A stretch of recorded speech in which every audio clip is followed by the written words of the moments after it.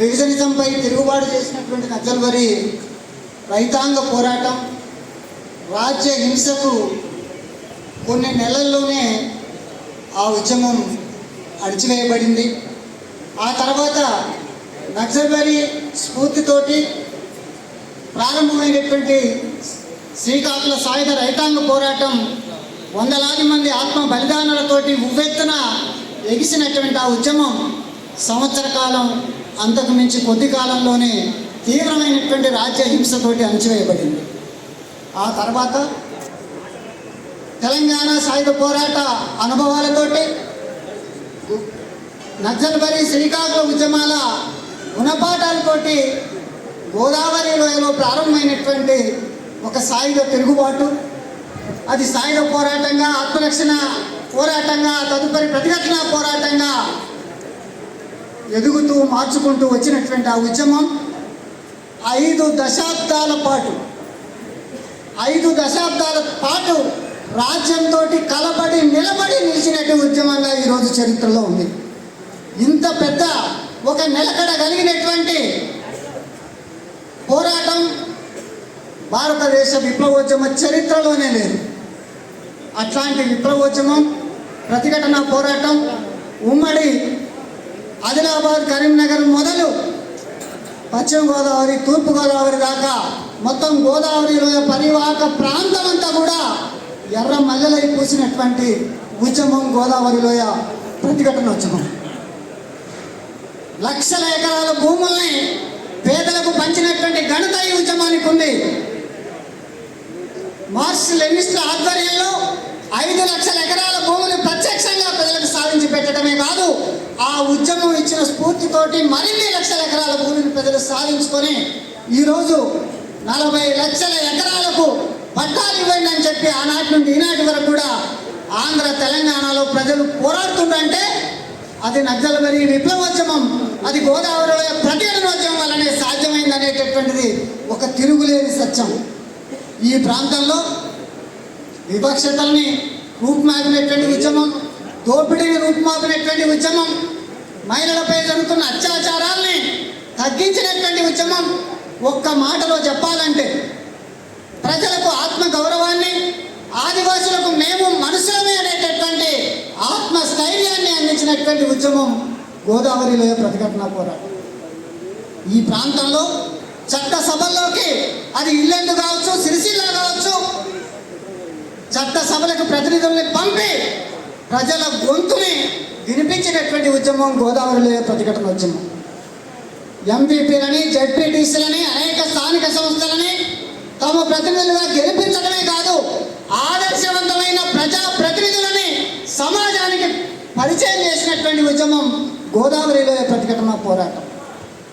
5 దశాబ్దాల తర్వాత ఈరోజు ఈ ఉద్యమంలో వందల మంది రాజ్య హింసకు బలై అమరులుగా మిగిలిపోయిన తర్వాత వేలాది మంది రాక్షస నిర్బంధాన్ని అనుభవిస్తూ చివరి రక్తపోటు వరకు, చివరి శ్వాస వరకు ఈ ప్రతిఘటన ఉద్యమంలో నిలబడ్డటువంటి వాళ్ళు ఈనాడు మన ముందు లేరు. ఇన్ని దశాబ్దాల ఈ ప్రతిఘటన పోరాటం అనేటటువంటిది భారత విప్లవోద్యమ చరిత్రలోనే ఒక గొప్ప అధ్యాయం. భారత విప్లవోద్యమానికి తెలంగాణ రైతాంగ సాయుధ పోరాటం ఒక డ్రెస్ రిహార్సల్ వంటిదని చెప్పి ఎట్లయితే పెద్దోళ్ళు చెప్పారో, ఈరోజు భారత సాయుధ రైతాంగ పోరాటానికి ఒక సన్నాహక దశ ఎట్లా ఉండాలో చెప్పినటువంటి, ఒక దిశానిర్దేశం చేసినటువంటి పోరాటం తెలంగాణ రైత గోదావరిలోయ ప్రతిఘటన పోరాటం. ఆ ఉద్యమం సాధించినటువంటి విజయాలు అన్నీ ఇన్నని చెప్పలేము.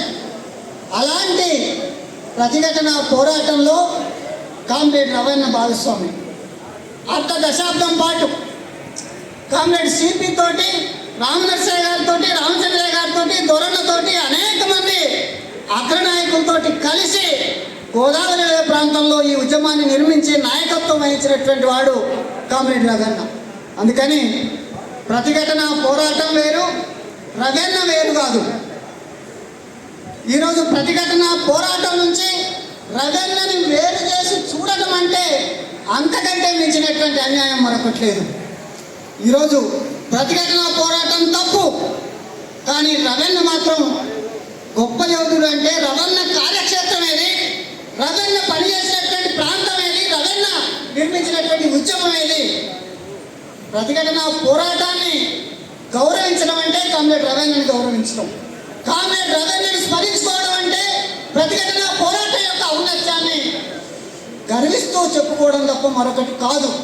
ఈరోజు ప్రతిఘటన పోరాటం అతివాదం అని చెప్పి దానికి ఈకలు ఒకవైపు తోకలు ఒకవైపు పీకి తెలంగాణ నగ్న సత్యాల పేరుతో తెలంగాణ సాయుధ రైతాంగ పోరాటం మీద దాడి చేసిన రావి నారాయణ రెడ్డిని మించి జరుగుతున్నటువంటి దాడి అది అంతిమంగా రవీంద్ర మీద జరుగుతున్నటువంటి దాడి లాగానే చూడాల్సినటువంటి అవసరం ఉన్నది.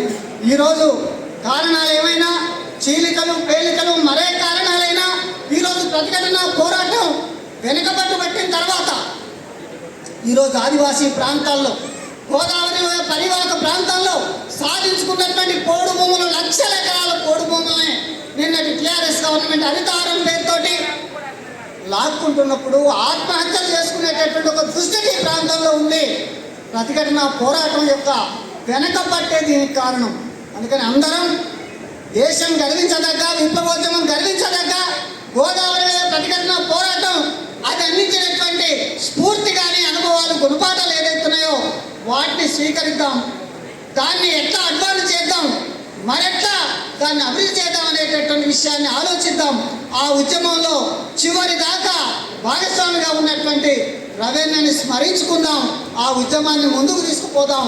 అవి రెండు కలిపి చేయాల్సినటువంటి చర్యలు తప్ప వేరు కాదని చెప్తూ ఈ ఉద్యమంలో ఉన్నతమైనటువంటి పాత్ర పోషించిన మనందరం కూడా ఈ ప్రాంతంలో కామ్రేడ్ రవీంద్ర నిర్మించినటువంటి రవీంద్ర లాంటి అమరులు నిర్మించినటువంటి గోదావరి ఉద్యమ ప్రాంతంలో ఉన్నటువంటి మనందరం కూడా అట్లాంటి అమరవీరులకు జోహార్లు అర్పిస్తూ రవీంద్ర లాంటి అమరవీరుల ఆదర్శాన్ని స్ఫూర్తిగా తీసుకొని ముందుకెళ్దామని చెప్పి కోరుకుని సెలవు తీసుకుంటాం.